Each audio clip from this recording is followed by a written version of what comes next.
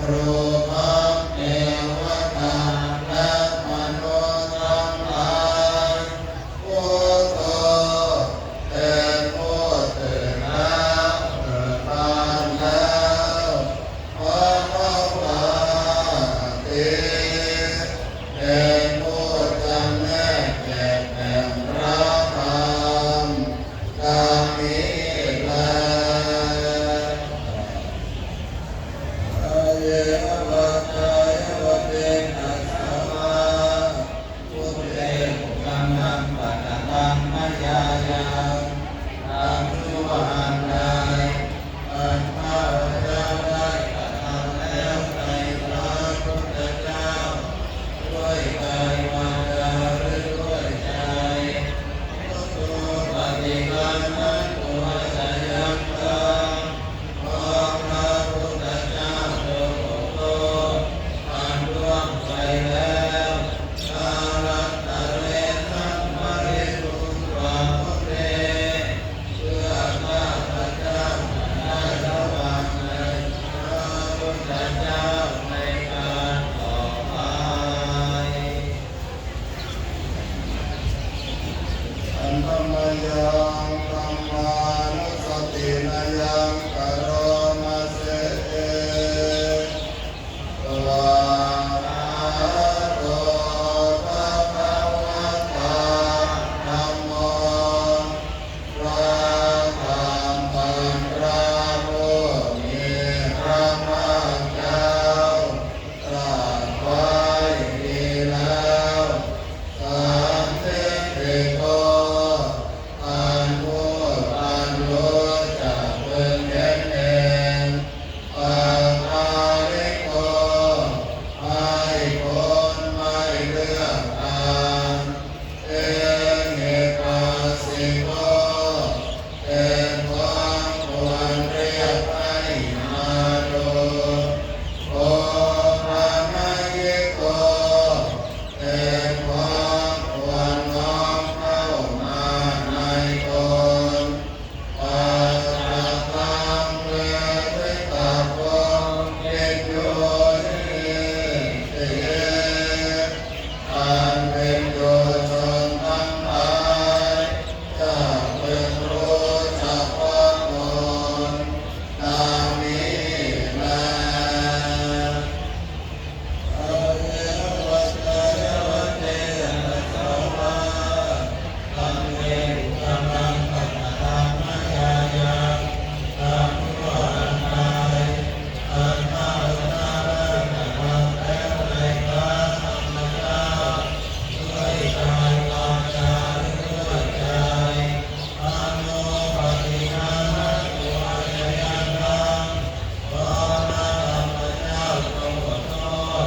อันล่วงไปแล้วอารันตะเรสัมมาริมุขวาเมเพื่อข้าพเจ้าจะได้ระวังในพระธรรมเจ้าในการต่อไปอัตตมยังสังฆานุสติมายังกโรมาเสโลกาจิปันโนภะคะวะโตสาวกสังโฆพระสงฆ์สาวกของพระผู้มีพระภาคเจ้าปฏิบัติดีแล้วตัวเจ้าปฏิปันโนภะคะวะโตสาวกสังโฆพระสงฆ์สาวกของพระผู้มีพระภาคเจ้าปฏิบัติตรงแล้วญาณปฏิปันโนภะคะวะโตสาวกสังโฆพระสงฆ์สาวกของพระผู้มีพระภาคเจ้าปฏิบัติเป็นธรรมเพื่อหมดจากทุกข์แล้วสามีติปฏิปันโนภะคะวะโตสาวก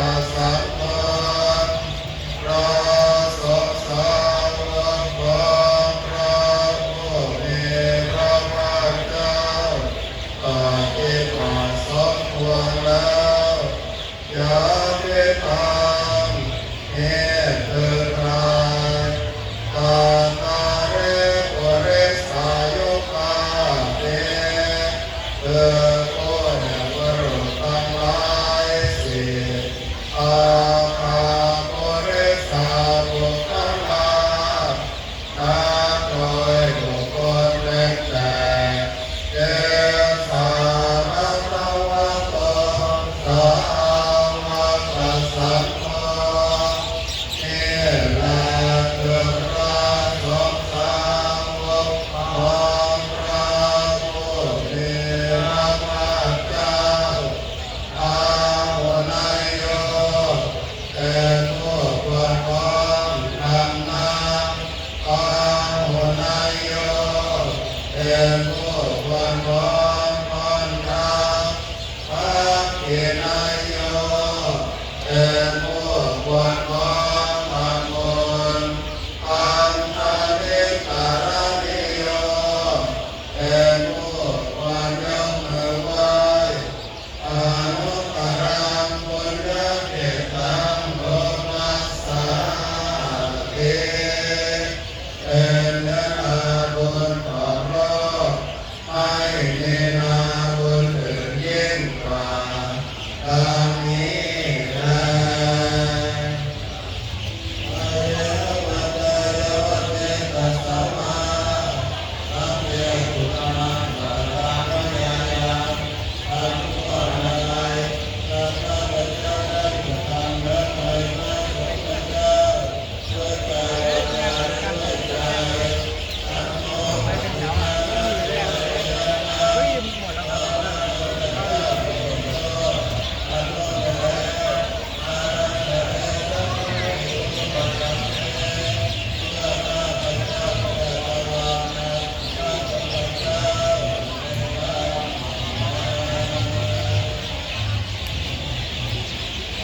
พุทธังชีวิตังยาวนิพพานังสรณังคัจฉามิสาธุสาธุชีวิตของข้าพเจ้าขอไว้บูชาไว้แด่พระพุทธเจ้าอย่าเข้าสู่พระนิพพานขอพระได้มีทางมาจนมาเพียรได้เถิดขอพุทธ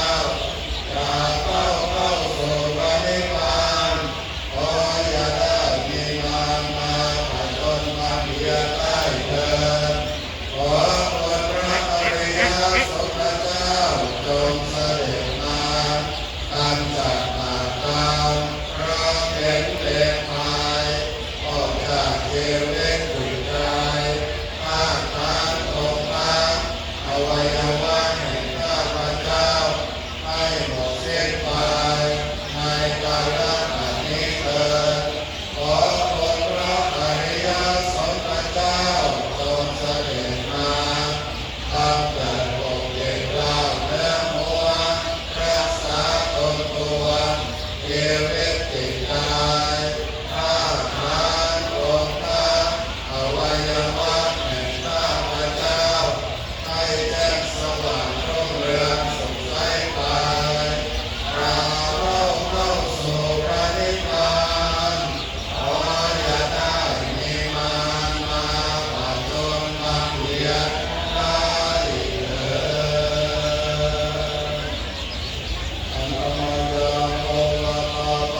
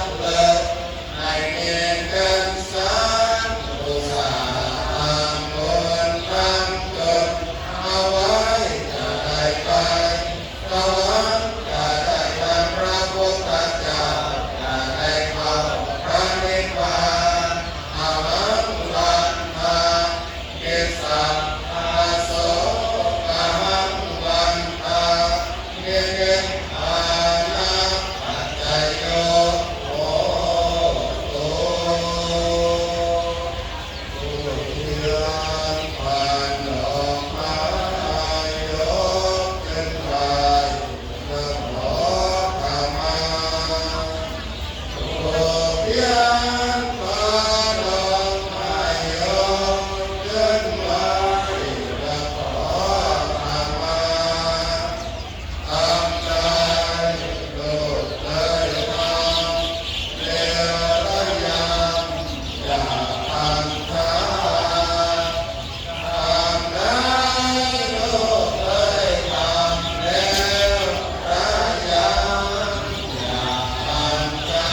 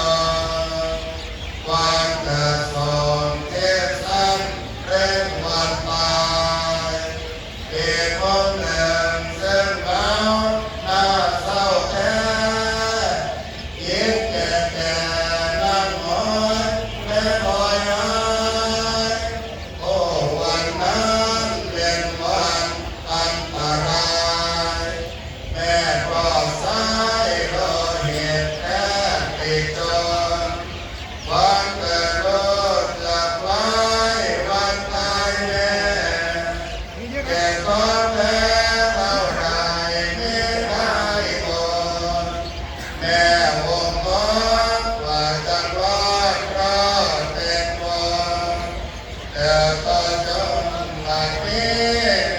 เพราะใครแม้เจ็บเจียมจากใจในวันนั้นกลับเป็นวันลูกฉลองวันผ่องใสได้เจียมเด็ดและตัวหลงพระเริงใจแต่ผู้ให้เจียมเด็ดอานิจจาจะไหนจะเรียกกันว่าวันเกิดวันผู้ให้กำเนิดจะถูกวางคำอวยพรที่เขียนควรเปลี่ยนมาให้บรรดาคนเป็นสุขเรียนถูกแท้เลิกจากนั้นวันเกิดนั้นเถิดนะความเกิดจากทุกข์เอาปราศแม่พระเถิดพระองค์อบอุ่นแลอย่ามัวแต่จัดงานประจานตัวโอ้กันเลยที่โลกได้สลับรักได้ประมาทเต็มลงด้วยกายวาจาและจิตใจทั้งต่อหน้าและรับหลังทั้งที่เป็นเจตนาและหาเจตนาไม่ได้อันเป็นมูลเหตุทำให้คุณพ่อคุณแม่ต้องเสียใจร้องไห้หลั่งน้ำตาเพราะการกระทำไม่ดีของลูกขอกราบอโหสิกรรมไว้ณโอกาสนี้ด้วยลูกขอกราบอโหสิกรรมไว้ณโอกาสนี้ด้วยลูกขอกราบอโหสิกรรมไว้ณโอกาสนี้ด้วยบุญใดกุศลใดที่ลูกได้กระทำบำเพ็ญมาแล้วในวันนี้เป็นต้นว่าไหว้พระสวดมนต์เจริญเมตตาภาวนาลูกขอน้อมบูชาคุณของคุณพ่อคุณแม่ขอให้คุณพ่อคุณแม่จงได้โปรดอนุโมทนาสาธุการในบุญกุศลที่ลูกได้กระทำบำเพ็ญมาแล้วในวันนี้เสมือนหนึ่งว่าคุณพ่อคุณแม่ได้กระทำด้วยตนเองและลูกขอให้สัจจะสัญญาว่าจะตั้งอกตั้งใจประพฤติปฏิบัติตนเป็นลูกที่ดีของคุณพ่อคุณแม่เป็นสิ่งที่ดีของครูบาอาจารย์เป็นเยาวชนที่ดีของพ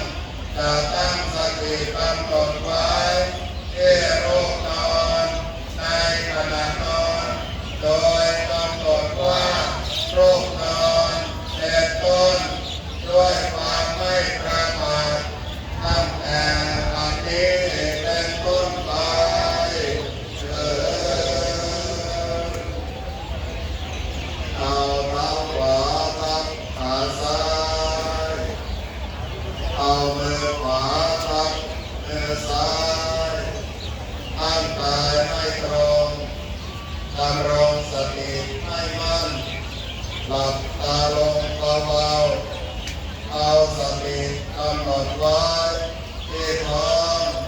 เนื้อสะดือสองนิ้วน้อมคอขึ้นให้กำหนดว่าพองน้อมพองยกลงให้กำหนดว่ายกหนอทำที่ต่อกันไปจนกว่าจะบอกหมดเวลาสงบสติอารมณ์ได้แล้ว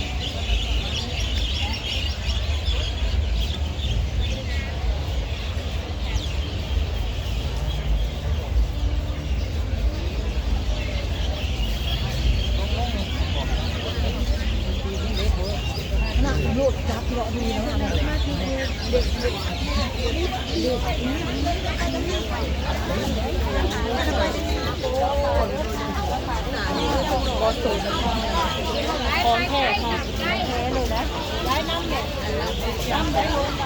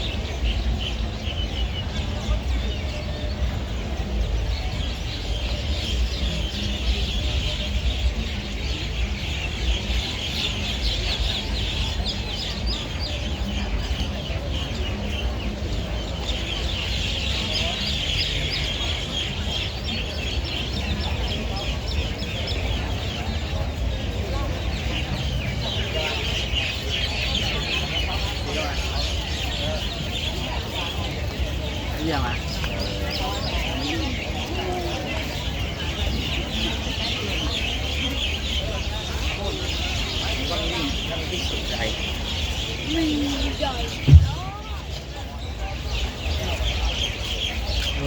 สมควรแก่เวลาขยับขยายคลายสติออกจากท้องที่กำหนดได้แล้วเอาสติกำหนดไว้ที่มือข้างขวายกหนอเอาสติกำหนดไว้ที่มือข้างซ้ายยกหนอเอาสติกำหนดไว้ที่ริมฝีปากตั้งใจน้อมจิตอุทิศส่วนบุญส่วนกุศลและแผ่เมตตาอิทังเมยาตินังโหตุสุขิตาโหตุยะปโยขอเดชะตั้งจิตอุทิศผลบุญกุศลแผ่ไปให้ไพศาลถึงบิดามารดาครูอาจารย์เอกวงวานญาติมิตรสนิทชนคนเคยร่วมเคยรักสมัครใครขอจงได้ในกุศลผลของฉันทั้งเจ้ากรรมนายเวรและเทวันขอทุกท่านได้กุศลผลนี้เถิดสัพเพสัตตาสัตว์ทั้งหลายทั้งปวงที่เป็นเพื่อนทุกข์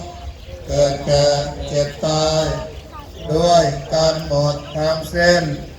อาเวราจงเป็นสุขเถิดอย่าได้มีเวรแก่กันและกันเลยอัพยาปัชชาจงเป็นสุขเถิด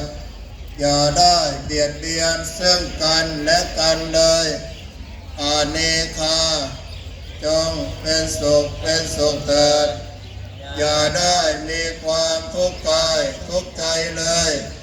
สุขีอัตตานังปริหารันตุจงมีความสุขกายสุขใจรักษาตนให้พ้นจากทุกภัยทั้งสิ้นเถิดข้าพเจ้าขอตั้งสัจจะอธิษฐานอ้างอิงเอาบุญกุศลที่ข้าพเจ้าได้กระทำบำเพ็ญมาแล้วในวันนี้จงเป็นพลวะปัจจัยเป็นอุปนิสัยตามส่งให้เกิดสติปัญญาญาณทั้งในชาตินี้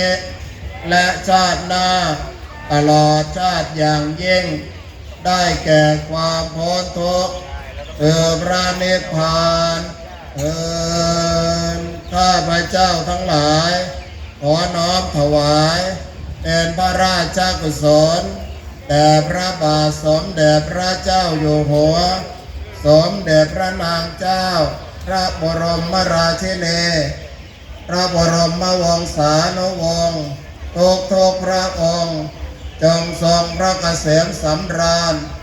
มีพระชนมายุยิ่งยืนนานเป็นมิ่งขวัญของพระสงฆ์นิกรทั้งหลายตลอดไปอันหนึ่งข้าพเจ้าทั้งหลายขอน้อมอุทิศถวายเป็นพระราชกุศลแด่พระบาทสมเด็จพระบรมชนกาธิเบศรมหาภูมิพลอดุลยเดชมหาราชบรมนาถบพิตรสมเด็จพระนางเจ้าสิริกิติ์พระบรมราชินีนาถพระบรมราชชนนีพันปีหลวงผู้เสด็จสู่สวรรคาลัยโน้นเถิด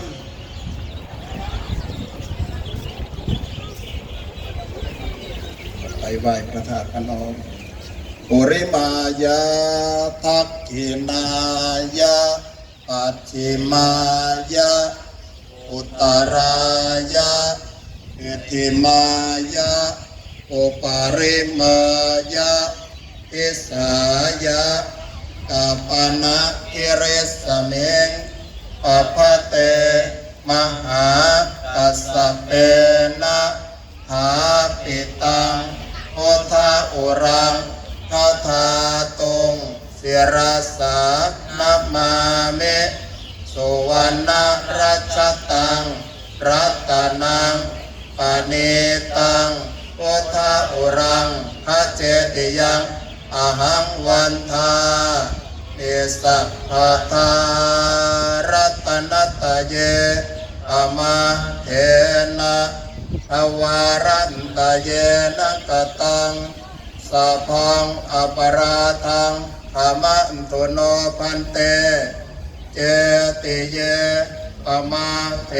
นะอวารันตเยนะกตังสัพพังอปราทังธรรมันตุโนพันเตมหาเทเรปมาเทนะอวารันตเยนะกตังสัพพังอปราทังธรรมทุโนพันเตธรรมามะพันเตกราบพุทโธเมนาโถพระพุทธเจ้าเป็นที่พึ่งของเราธัมโมเมนาโถพระธรรมเจ้าเป็นที่พึ่งของเราสังโฆเมนาโถพระอริยสงฆ์เจ้าเป็นที่พึ่งของเรา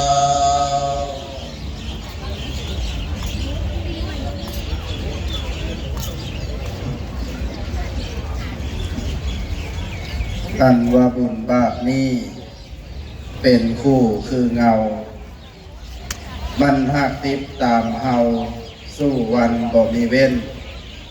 คำเฮาพามันเล่นพามันเต้นแล่นพามันแอนฟ้อนเงานั่นกะแอนนำขั้นเฮานั่งยองย่อเงากะนั่งลงตามขั้นเฮาเอียนหลังนอนกะอ่อนลงนอนด้วยขั้นเฮาพาข้ามห้วยภูเขาหลายลันขึ้นโคกกว้างผาล่านด้านเขาเงากะติดตามเกี้ยวเกาะเหนี่ยวพันธนังมันบ่มีวันเหินห่างไกลกันได้คือกับสันใดแท้ทั้งสองบุญและบาปมันหักติดตามก้นนำส้นผู้เพิ่นทำขอนอบน้อมต่อองค์พระธาตุพนมพระบรมธาตุเจดีย์อันศักดิ์สิทธิ์ที่ประดิษฐานณภูกำพร้าวัดพระธาตุพนมวรมหาวิหารแห่งนี้ด้วยเสียงกล้าวขอถวายความเคารพ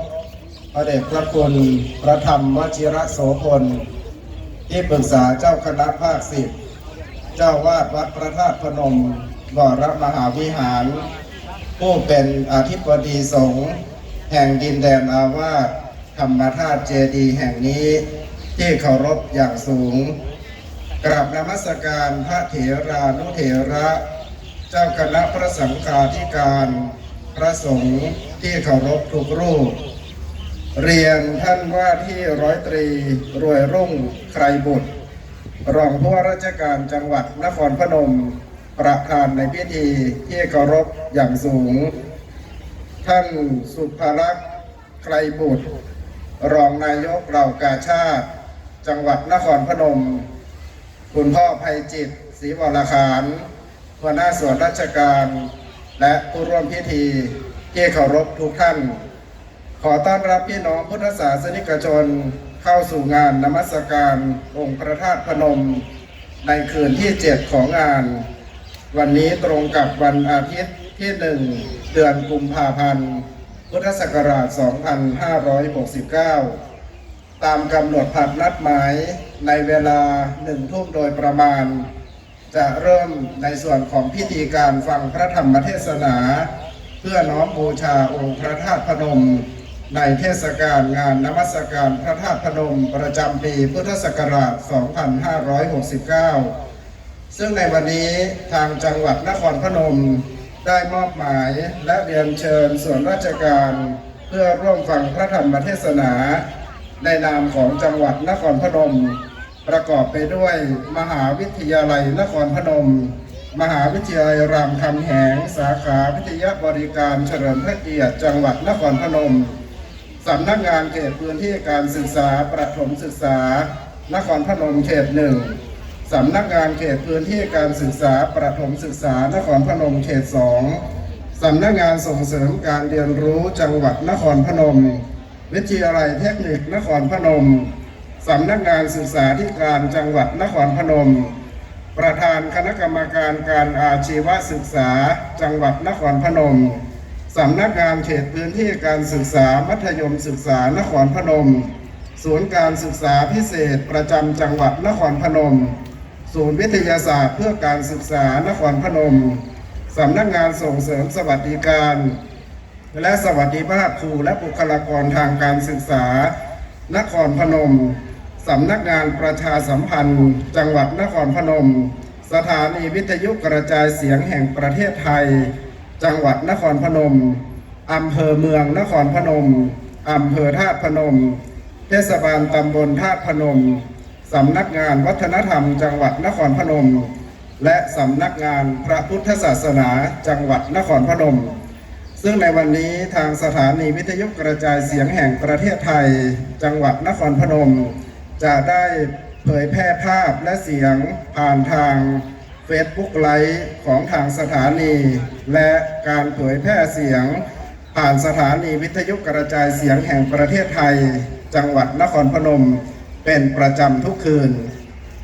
ในลำดับนี้จะได้เข้าสู่พิธีฟังพระธรรมเทศนา ซึ่งในวันนี้พระเดชพระคุณผู้เป็นองค์พระธรรมมักกะถึกที่จะได้มาแสดงธรรมในงานนมัสการพระธาตุพนมนั้น ถือเป็นพระมหาเถระผู้มีสุรเสียงสำเนียงอันไพเราะที่จะได้มาบรรยายธรรมในเทศกาลงานนมัสการพระธาตุพนมซึ่งในปีนี้ได้รับความเมตตาจากพระเดชพระคุณรับนิมนต์มาในงานนมัสการพระธาตุพนมโดยพระเดชพระคุณท่านเจ้าคุณพระปัญญาวชิราภรณ์ผู้ช่วยเจ้าวาดวัดสระเกษราชวรมหาวิหารกรุงเทพมหานครจะได้เป็นองค์แสดงพระธรรมเทศนาเพื่อโปรดพี่น้องพุทธศาสนิกชนเพื่อนำพี่น้องพุทธศาสนิกชนสักการะบูชาต่อองค์พระธาตุพนมในค่ำคืนที่ 7ของงานนมัสการพระธาตุพนมในปีนี้ดังนั้นพี่น้องพุทธศาสนิกชนท่านใดที่อยู่ในบริเวณวัดพระธาตุพนมก็ดีหรืออยู่ในสถานที่ต่างๆก็ดีถ้าหากมีความตั้งใจใคร่ประสงค์อยากจะร่วมฟังพระธรรมเทศนาก็ขอเรียนเชิญณบริเวณลานบุญลานธรรมหน้าองค์พระธาตุพนมในลำดับนี้เลือกที่นั่งและเข้านั่งในที่อันควรเพื่อตั้งกายและใจให้พร้อมเป็นภาชนะทองรองรับบุญกุศลเพื่อน้อมบูชาต่อองค์พระธาตุพนมตามประเพณีนิยมของพี่น้องพุทธศาสนิกชนสืบไปครับสำหรับในส่วนของงานนมัสการพระธาตุพนมนั้นเราได้ถือการจัดพิธีตามปฏิทินจันทรคติโดยเริ่มตั้งแต่วันขึ้น8ค่ำเดือน3จะไปสิ้นสุดลงในวันแรม1ค่ำเดือน3ของทุกๆปีซึ่งในวันสำคัญก็คือวันพระใหญ่ในวันพรุ่งนี้ซึ่งตรงกับวันเพ็ญเดือน3เป็นโอกาสที่เหล่าข้าโอกาสลูกพระธาตุหลานพระธรรมจะได้ถวายสักการะบูชาอันยิ่งต่อองค์พระธาตุพนมอันศักดิ์สิทธิ์ตามประเพณีของเหล่าข้าโอกาสลูกพระธาตุหลานพระธรรมในวันนี้เป็นวันที่พระจันทร์เคลื่อนเข้าสู่วันเพ็ญเดือน3ตามประเพณีนิยมพี่น้องพุทธศาสนิกชนจากทั้งฝั่งไทยและฝั่งลาวตลอดถึงต่างประเทศรวมถึงต่างจังหวัดที่ได้เดินทางมาที่วัดพระธาตุพนมวรมหาวิหารเพื่อร่วมบูชาองค์พระธาตุตามการเวลาอันเป็นมงคลนะครับซึ่งในปีนี้ก็มีพี่น้องพุทธศาสนิกชนเดินทางมาเป็นจำนวนมากทั้งในภาคกลางวันและภาคกลางคืนนะครับพี่น้องหลายท่านหลายคนก็นอนพักแรมที่วัดพระธาตุพนมแห่งนี้นะครับเพื่อจะได้บูชาองค์พระธาตุทั้งในภาคกลางวันและภาคกลางคืนสำหรับในภาคกลางคืนของทุกวันนั้นนะครับก็จะมีการฟังพระธรรมเทศนาเพื่อเป็นการปฏิบัติบูชาน้อมจิตน้อมใจพี่น้องพุทธศาสนิกชนมุ่งตรงต่อองค์พระธาตุเพื่อบูชาสักการะด้วยกายด้วยวาจาและด้วยใจอันบริสุทธิ์ที่จะได้เป็นเครื่องสักการะบูชาอันยิ่งที่จะได้น้อมถวายต่อองค์พระธาตุพระธรรมอันศักดิ์สิทธิ์องค์พระธาตุพนมที่ตั้งตระหง่านอยู่เบื้องหน้าพี่น้องพุทธศาสนิกชนในขณะนี้ถ้าพี่น้องมองตั้งแต่ฐานองค์พระธาตุขึ้นไปถึงยอดองค์พระธาตุพี่น้องจะได้เห็นความงดงามขององค์พระธาตุองค์นี้สมดังที่พระเดชพระคุณพระธรรมวชิรโสพลได้พรรณนาถึงองค์พระธาตุพนมว่าเป็นพระธาตุ3 สอที่1คือองค์พระธาตุพนมองค์นี้เป็นองค์พระธาตุที่มีความสูงเด่นเป็นสง่าสามารถมองเห็นได้ในระยะไกลซึ่งเป็นองค์พระธาตุที่มีความสูงยิ่งประดุจดังผู้มีใจสูงที่ได้สถาปนาองค์พระธาตุองค์นี้ขึ้นไว้เป็นที่สักการะบูชาสอที่2คือองค์พระธาตุพนมองค์นี้มีความสวยงามตั้งแต่ฐานถึงเรือนยอดขององค์พระธาตุนั้นมีความสวยสดงดงามวิจิตรบรรจงด้วยลวดลายอันเป็นเอกลักษณ์อัตลักษณ์ที่สำคัญที่หาที่ใดเหมือนไม่มีฐานขององค์พระธาตุพนมเป็นฐานสี่เหลี่ยมซึ่งเป็นอิฐสีแดงแกะสลักลวดลายอันสำคัญไม่ว่าจะเป็นลวดลายกนกลวดลายเครือเถาและยังมีรูปประติมากรรมที่มีความเป็นเอกลักษณ์มีเฉพาะนั่นก็คือรูปพระเชษฐาทรงม้า รูปพระอนุชาทรงช้างซึ่งประดับอยู่ทั้ง4มุมขององค์พระธาตุพนมถ้าหากท่านมองเข้าไปใกล้ๆจะเห็นรูปลักษณ์สันฐานขององค์พระธาตุเจดีย์องค์พระธาตุพนมซึ่งเป็นฐานล่างสุดที่เป็นการก่ออิฐดินดิบที่ก่อสร้างขึ้นเป็นรูปแบบขององค์พระธาตุพนมดั้งเดิมในยุคแรกๆของการก่อสร้างโดยท้าวพญาทั้ง5เมื่อองค์พระธาตุพนมได้ล้มลงเมื่อปีพุทธศักราช 2518 กรมศิลปากรได้บูรณปฏิสังขรณ์โดยกำหนดให้ฐานที่หนึ่งนั้นมีรูปลักษณ์สันฐานเฉกเช่นองค์พระธาตุพนมองค์แรกเริ่มเดิมทีซึ่งได้มีการจำหลักลวดลายที่วิจิตรบรรจงและงดงามนอกจากนั้นยังมีลวดลายของฝักเพกาซึ่งเป็นลักษณะของการผลิบานของดอกไม้5แฉกที่เป็นซุ้มประตูขององค์พระธาตุพนมทั้ง4ด้านที่เป็นพุทธศิลป์ที่แสดงให้เห็นถึงอัตลักษณ์และเอกลักษณ์ของความเป็นอาณาจักรศรีโคตบูรณ์สำหรับชั้นที่2ขององค์พระธาตุเป็นฐานสี่เหลี่ยมและมีซุ้มประตูซึ่งมีลายฝักเพกาประดับเหนือซุ้มประตูในแต่ละด้านทั้ง4ด้านนอกจากนั้นในชั้นที่2ยังมีดอกกันลับประกับหรือดอกบัวประสูติซึ่งเป็นดอกไม้ที่โปรยปลายลงมาในวันที่พระตถาคตได้อุบัติขึ้นเป็นเจ้าชายสิทธัตถะเป็นครั้งแรกซึ่งภาษาศิลปะเรียกว่าดอกกันลับประกับหรือดอกบัวประสูติจะได้ประดับทั้งองค์พระธาตุเพื่อเป็นการน้อมบูชาต่อองค์สมเด็จพระสัมมาสัมพุทธเจ้าเนื่องจากเป็นดอกไม้ทิพย์ที่โปรยปลายลงมาในวันประสูติของพระมหาโพธิสัตว์สิทธัตถกุมารองค์พระธาตุพนมตั้งแต่ช่วงกลางขึ้นไปเป็นรูปทรงบัวเหลี่ยมซึ่งเป็นพุทธศิลป์ของอาณาจักรล้านช้างที่มีความสวยสดงดงามลงตัวและเป็นแบบแผนที่ตั้งอยู่บนฐานเขียงขององค์พระธาตุซึ่งประดับด้วยลวดลายกระหนกซึ่งเป็นพุทธศิลป์ของพระราชอาณาจักรไทยในยุคกรุงรัตนโกสินทร์ที่ได้ถูกประดับตกแต่งให้สวยงามและลงตัวภายใต้วัฒนธรรมซึ่งสะท้อนให้เห็นว่าองค์พระธาตุพนมองค์นี้มีการเปลี่ยนไปตามพลวัตในยุคของแต่ละบ้านเมืองที่เคยเจริญรุ่งเรืองในดินแดนแถบนี้ไม่ว่าจะเป็นอาณาจักรศรีโคตบูรณ์ซึ่งเป็นต้นเขาแห่งศิลปะการก่อสร้างองค์พระธาตุพนมยุคสมัยอาณาจักรล้านช้างอันรุ่งเรืองที่เจริญรุ่งเรืองในดินแดนอนุภูมิภาคลุ่มน้ำโขงแห่งนี้จนกระทั่งองค์พระธาตุพนมได้เข้าสู่ยุคกรุงรัตนโกสินทร์ของพระราชอาณาจักรไทยได้มีการเสริมเติมแต่งให้องค์พระธาตุนี้มีความสวยงามและยั่งยืนอยู่จนกระทั่งถึงปัจจุบันนี้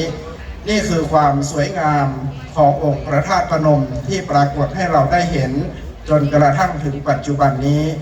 และสิ่งสุดท้ายตัวที่3ก็คือความศักดิ์สิทธิ์องค์พระธาตุพนมนั้นตั้งแต่แรกเริ่มเดิมที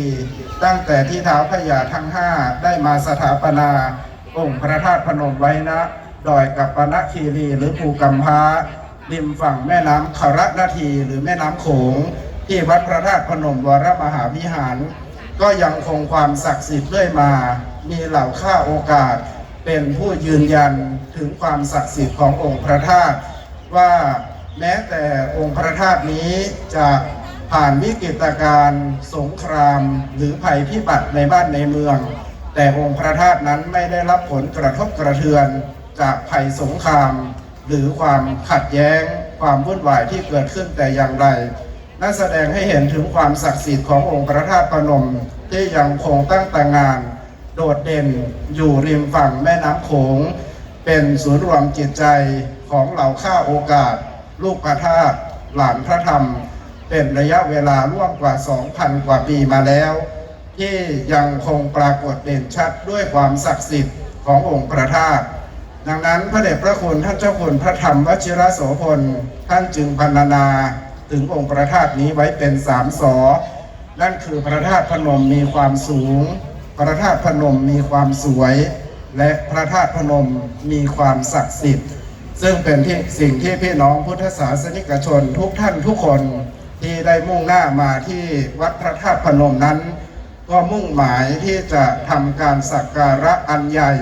ในประเพณีบุญเดือน 3 งานนมัสการพระธาตุพนมซึ่งเป็นพระธาตุใหญ่เป็นศูนย์รวมจิตใจของพี่น้องพุทธศาสนิกชนและเหล่าข้าโอกาสไม่ว่าจะเป็นเชื้อชาติชนเผ่าใดก็มีสิ่งที่เป็นยึดเหนี่ยวจิตใจเช่นเดียวกันนั้นคือองค์พระธาตุพนม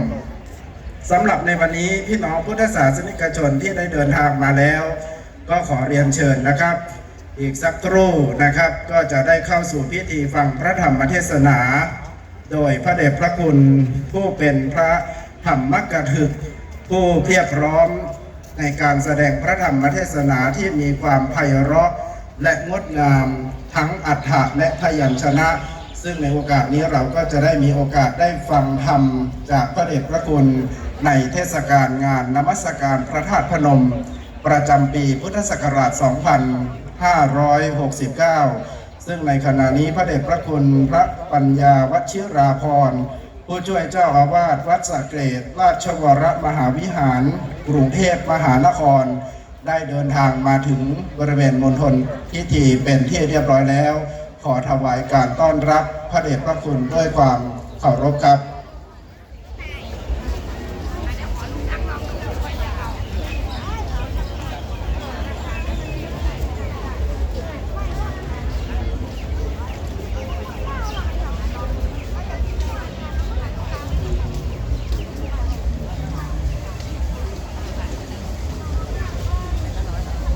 ครับในลำดับนี้กล้าวขอถวายความเคารพพระเดชพระคุณพระธรรมวชิรโสพลที่ปรึกษาเจ้าคณะภาค 10เจ้าวาดวัดพระธาตุพนมวรมหาวิหารที่เคารพอย่างสูงท่านเจ้าคุณพระปัญญาวชิราภรณ์ผู้ช่วยเจ้าวาดวัดสระเกษราชวรมหาวิหารองค์แสดงพระธรรมเทศนาที่เคารพอย่างสูงพระเถรานุเถระพระสงฆ์ที่เคารพทุกรูปเรียนท่านว่าที่ร้อยตรีด้วยรุ่งไคบุตรรองผู้ว่าราชการจังหวัดนครพนมประธานในพิธีที่เคารพอย่างสูงพร้อมด้วยท่านสุภรักษ์ไคบุตรรองนายกเหล่ากาชาติจังหวัดนครพนมหัวหน้าส่วนราชการข้าราชการพี่น้องพุทธศาสนิกชนเหล่าข้าโอกาสลูกพระธาตุหลานพระธรรมที่เคารพทุกท่านในลำดับต่อไปจะได้เข้าสู่พิธีฟังพระธรรมเทศนาและพิธีเวียนเทียนในลำดับนี้กับผมขออนุญาตเรียนเชิญท่านว่าที่ร้อยตรีรวยรุ่งไกรบุตรรองผู้ว่าราชการจังหวัดนครพนมประธานในพิธีได้จุดธูปเทียนบูชาพระรัตนตรัยที่โต๊ะหมู่บูชาและจุดเทียนส่องธรรมที่ข้างธรรมาสน์องค์แสดงพระธรรมเทศนาเป็นลำดับต่อไปขอเรียนเชิญครับ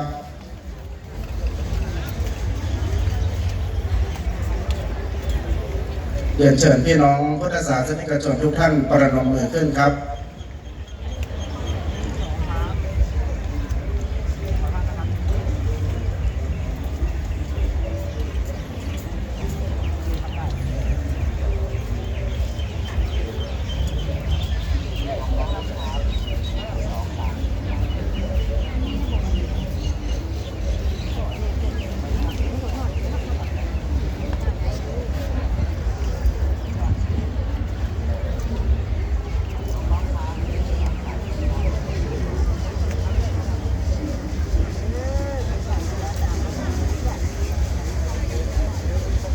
ในลำดับนี้ท่านประธานในพิธีจะได้ขึ้นไปด้านบนเวทีเพื่อจุดเทียนส่องธรรมที่ข้างธรรมาสน์องค์แสดงพระธรรมเทศนาซึ่งในวันนี้ได้รับความเมตตาอย่างสูงยิ่งจากพระเดชพระคุณพระปัญญาวชิราภรณ์ผู้ช่วยเจ้าวาดวัดสระเกษราชวรมหาวิหารกรุงเทพมหานครจะได้เป็นองค์แสดงพระธรรมเทศนาในคืนที่ 7ของงานนมัสการพระธาตุพนมครับ